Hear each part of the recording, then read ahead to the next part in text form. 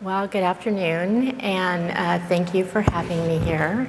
And I really appreciate the opportunity to share our family story with you, hopefully to enlighten you and empower you to exercise your right as a pharmacist under suspicious circumstances that you believe someone is opioid dependent or diverting pain medication. As you can see from the video, Aaron overdosed on OxyContin in 2005. Back in 2005, there were 80 milligram oxys, no abuse deterrent, 12-hour time release. Aaron had taken OxyContin and some somas. The toxology was primarily OxyContin, but it was combination with the muscle relaxers. He was at a friend's house that he had known the parents since he was 8 years old, and he was 23 when he overdosed. We were calling his cell phone to meet up for breakfast on a Sunday, and there was no answer, but his cell phone ringing alerted the mother to Aaron sleeping on the couch. And in the ICU waiting room, or emergency waiting room, she told me in her own words that Aaron was blue and non-responsive, so she pounded on his chest. She then went to the freezer and took ice out and threw it on him.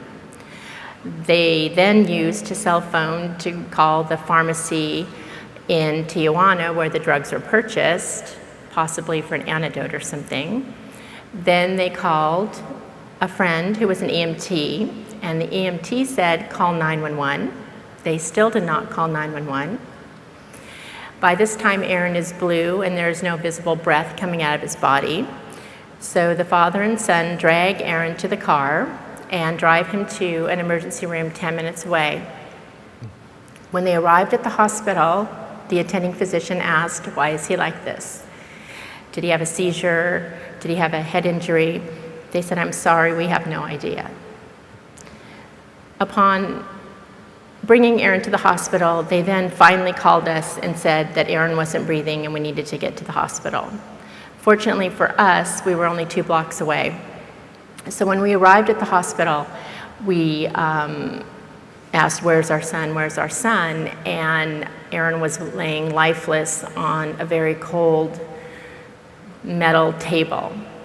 And they said, I'm sorry, you're going to lose your son today. And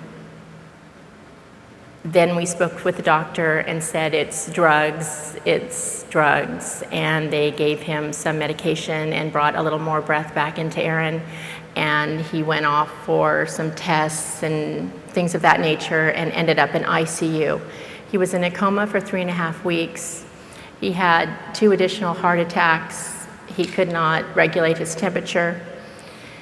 All of his organs were not functioning, and they asked us to withdraw care from him within 7 days of being at the hospital in ICU. I refused, and then about the 3rd week, after watching his body visibly suffer, I agreed to sign a do not resuscitate if something were to happen to him again. So we were preparing the family to come home from all over the country and preparing his funeral, and Aaron started opening his eyes. He's a quadriplegic, he can't speak, and he needs 24-hour care. This is the side of the opioid epidemic that you probably don't see very much of. And I can tell you it's more common than Aaron. There are many families in this country that are caring for loved ones and individuals that have overdosed on opioids but have survived with mental and physical challenges.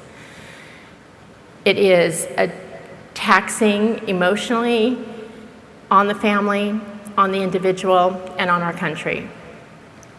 It's a whole nother side to it, and I hope that by seeing Aaron and the consequences that come from abusing prescription drugs, opioids, that it empowers you and enlightens you so that you can make a difference in this epidemic.